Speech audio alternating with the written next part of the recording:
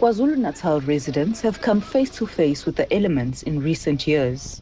Apart from floods and wildfires that ravaged parts of the province, Otongati, north of Durban, was hit by a devastating tornado. The Query Road informal settlement in Durban has seen its fair share of damaging floods and mudslides since 2019. It comprises at least 1,500 informal houses. Meshed together with barely any space between them, there are two critical lines of houses that are built very close to the riverbank. This poses a great threat to residents, especially during heavy rains. 39-year-old Nonsindiso Yalo has lived in Quarry Road since 2016. She says government officials have promised them that they will be relocated. Some of us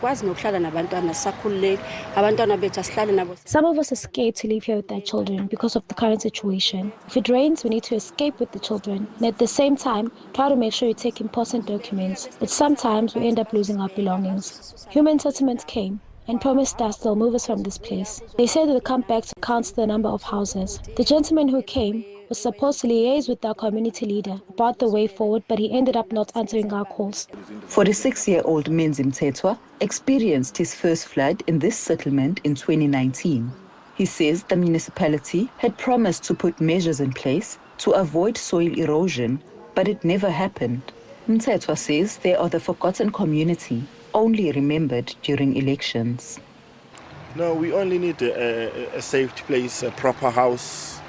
Even if it costs, if they can move us, if it's a flat or whatever assistance that they can give to the community, I think we'll accept it rather than staying here in a very dangerous place. Because every time it rains, people, they don't sleep. Some people are traumatized. Once they hear the rain or the thunder and storm, then they start panicking. They can't sleep. They will keep calling us as a leadership that, is it safe to sleep? Last year, President Ramaphosa, in a State of the Nation address, spoke about the establishment of a climate change response fund.